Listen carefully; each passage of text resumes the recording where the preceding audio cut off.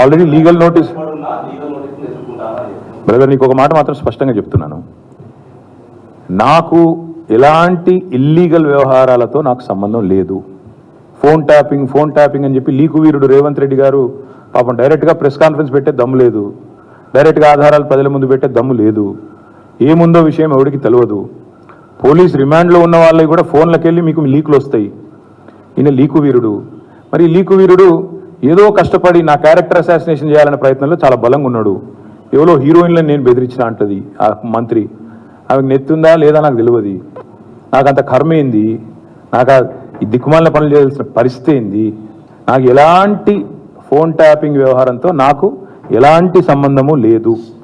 ఈ అడ్డమైన మాటలు ఎవరైనా మాట్లాడితే, చెత్త మాటలు ఎవరైనా మాట్లాడితే వారు మంత్రి అయినా ముఖ్యమంత్రి అయినా తాట తీస్తాము, లీగల్గానే చూసుకుంటాం. తాట తీస్తామంటే మళ్ళీ మీరు ఇదే యూట్యూబ్లో తమ్మునీళ్ళు పెట్టి తాట తీస్తామన్నాడు ఈయనకు అహంకారం ఎక్కువ అని చూపెట్టకూరి.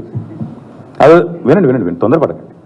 తప్పకుండా లీగల్గానే ఎదుర్కొంటాం, న్యాయపరంగానే ఎదుర్కొంటాం. మాకు ఎవరిని బెదిరించాల్సిన అవసరం కానీ ఎవరిని ట్యాపింగ్ చేయాల్సిన అవసరం కానీ లేదు. కానీ దయచేసి మీడియా మిత్రులు నేను కూడా కొడతా ఉన్నా, 2014లో మా ప్రభుత్వం వచ్చింది. మా ప్రభుత్వం రాకంటే ముందు కాంగ్రెస్ ప్రభుత్వం 10 ఏళ్ళు ఉంది. ఆనాడు కాంగ్రెస్ ప్రభుత్వంలో దయచేసి ఇది గుర్తుపెట్టుకోండి, రాయండి, మీరు కావాలంటే మీ ఆర్కైవ్స్లోంచి తీయండి. ఆనాడు కిరణ్ కుమార్ రెడ్డి గారు 2011లో ముఖ్యమంత్రిగా ఉన్నప్పుడు మేము ఆరోపణలు చేయాల.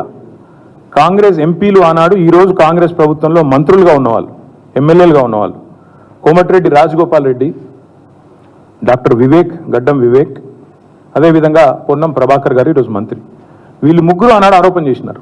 సుఖేందర్ రెడ్డి గారు కూడా ఉన్నారనుకుంటా. అప్పుడు మా ఫోన్లను ట్యాపింగ్ చేస్తున్నాడు కిరణ్ కుమార్ రెడ్డి, తెలంగాణ కాంగ్రెస్ ఎంపీల ఫోన్లను ట్యాపింగ్ చేస్తున్నాడు కిరణ్ కుమార్ రెడ్డి అని చెప్పి ఆనాడు కాంగ్రెస్ ఎంపీలు అప్పటి కాంగ్రెస్ ప్రభుత్వం మీద ఆరోపణ చేశారు. సరే, ఆ తర్వాత ముఖ్యమంత్రి గారు నేను చేయట్లేదు అన్నాడు, అది వేరే విషయం.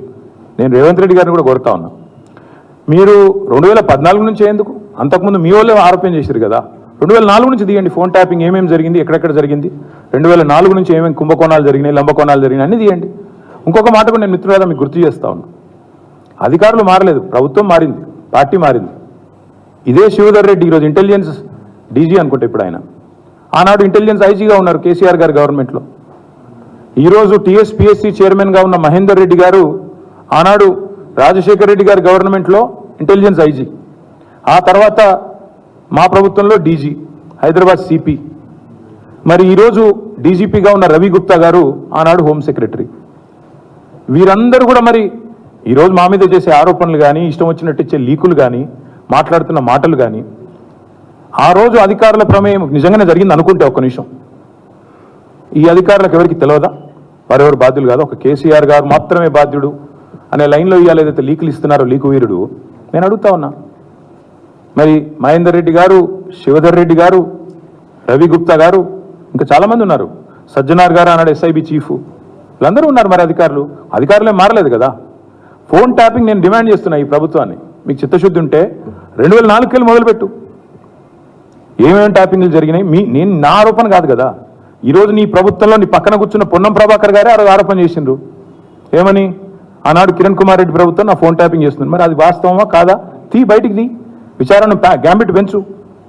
ఆనాడు అధికారులందరినీ పిలిపి, రిటైర్డ్ ఉన్న వాళ్ళందరినీ పిలిపి, నీ కాంగ్రెస్ ప్రభుత్వం ఫోన్ ట్యాపింగ్ చేసిందా లేదా చూద్దాం.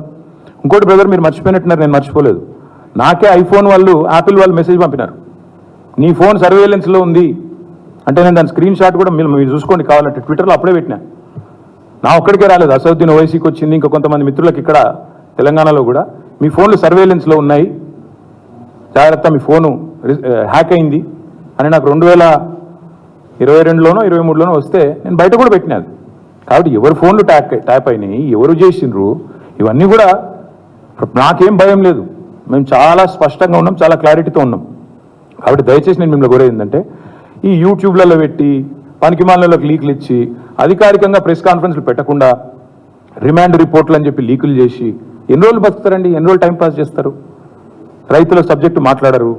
నిన్న ఒక పాపం ఒక విలేకరు నిజాయితీగా అడిగిండు రేవంత్ రెడ్డి గారిని, 2 లక్షలు రుణమాఫీ చేస్తా అన్నారు కదా సార్, ఇంకా చేయలేదు కదా మరి మీరు, ప్రజలు అడుగుతున్నారు అంటే వెకిలి నవ్వులు చెప్పి ఆయన చెప్పిండు కదా, ఎవడు కమిటీ కమ్మన్నాడు ఆయనను, పెద్ద సిపాయి లెక్క మాట్లాడితే మొగోను అయితే అంటాడు కదా. నేను అంటున్నా, రేవంత్ రెడ్డి మొగోను అయితే చెయ్యి రుణమాఫీ, ఎవడాపిండి ఆయన నిన్ను చెయ్యి, రుణమాఫీ చెయ్యి, 2 లక్షలు రుణమాఫీ చెయ్యి. నువ్వే అన్నావు కదా December 9 అని. చెయ్యి. పాయింట్ ఏంటంటే ఈ చిల్లర మాటలు కాదు కదా ప్రజలు చూసేది. అల్టిమేట్గా 4 రోజులు నడిపిస్తారు బై టైంపాస్, అటెన్షన్ డైవర్షన్. ఓ రోజు గొర్రెల స్కామ్ అంటాడు, ఓ రోజు బర్ల స్కామ్ అంటాడు, ఓ రోజు ఫోన్ ట్యాపింగ్ అంటాడు, ఓ రోజు కాళేశ్వరం స్కామ్ అంటాడు.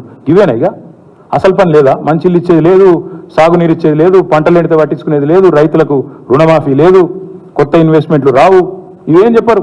ఇడికెళ్ళి కంపెనీలు పారిపోతుంటే మాట్లాడరు. ఇవేం ఉండవు. ఏముండాలి? మమ్మల్ని అందరినీ రాష్ట్ర ప్రజలను పిచ్చోళ్ళని చేసి వీళ్ళు పోతురట, వాళ్ళు పోతురట, వీళ్ళు జంపట, వాళ్ళు జంపట, వాళ్ళు చెప్పుడు మీరు రాసుడు. బాగుందా? నేను చెప్పలేదు బ్రదర్, మమతా బెనర్జీ గారు చెప్పారు. ఆమెను అడగండి, నేను అనలేదు. అది కేవలం ఇండియా అలయన్స్ లో పార్ట్నర్ గా ఉన్న మమతా బెనర్జీ గారు చెప్పిన మాట. కాంగ్రెస్ పార్టీ 40 సీట్లు దాటదని నేను అనట్లేదు. మమతా బెనర్జీ గారు వారి పార్ట్నర్, ఆమె చెప్పింది, నేను చెప్పాను.